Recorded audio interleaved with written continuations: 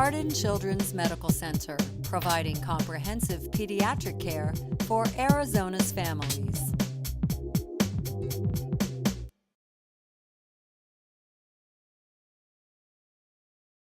My one son was at a home daycare, and she called and said, you know, he's breathing really fast, and she thought that he was showing signs of asthma. He would always cough.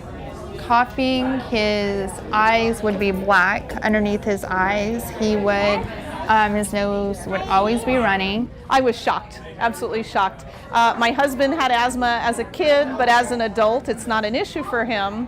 I have slight asthma, but it just never dawned on me. They would check his breathing because I noticed his breathing was, it seemed like he couldn't breathe. One of the earliest signs is coughing at night.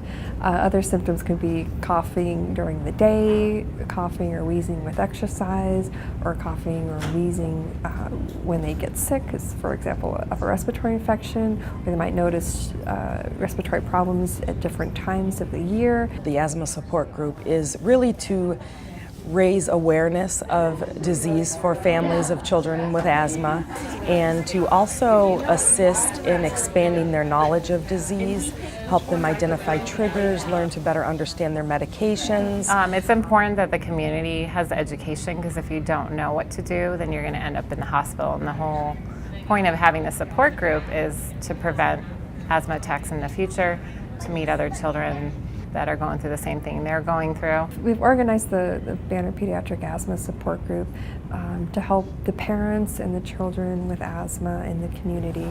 This is a place where the kids can come, learn about their asthma, have fun, and then we're also resources for the parents too. And I was surprised there's not many support groups or anything for children or adults in Arizona for asthma, so I wanted to create something to start with children first. Just so the community has someone to go to.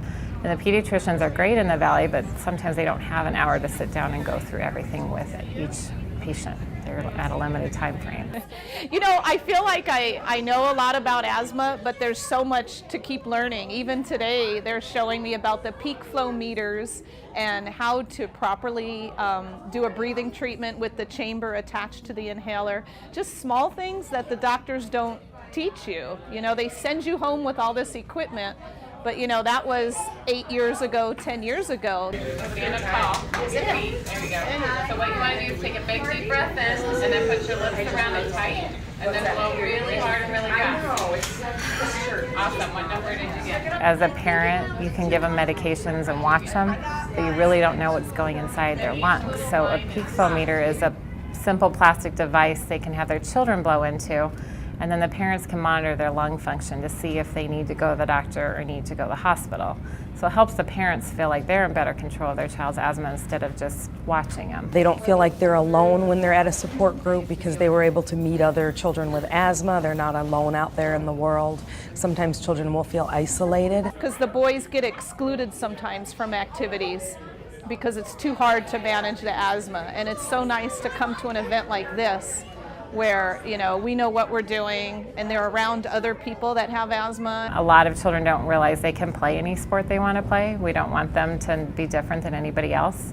And then the big thing with parents is realizing that they don't have to let asthma control them, they can control asthma. So it's overwhelming realizing, okay, you have to do medicine every day, you have to watch them real close. You want to protect them so they don't get hurt, but we also want these kids not to feel like they're different. So I think that's why it's rewarding, where the parents can feel like, okay, I can handle this.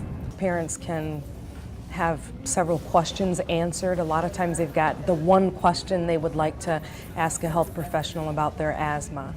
Because it's one-on-one, I actually can ask questions about him, about Keegan, and they can answer my questions besides going to see a doctor. And then it also gives the kids a chance to learn more about their airways and learn what to do when their lungs aren't working, or who to call, because we want them to know how to take care of themselves now, so once they become teenagers and adults, they're less likely to have a bad asthma attack or die from an asthma attack. We're not going to let the asthma hold them back. And my one son is really good in the pool and definitely wants to be on a swim team or water polo, and we will make that work. And we're going to make it work by, you know, managing this asthma, learning every trick we can. But to me, we're not going to stop him. He gets his medication out of the cabinet. He knows when, he knows how. He's great. At the end of the day, I feel rewarded because I know that I helped, even if it's just one person out, to feel better about their control in asthma and to prevent any more asthma deaths that I unfortunately see at my job. I feel like at least I've done something good for the community and for a child.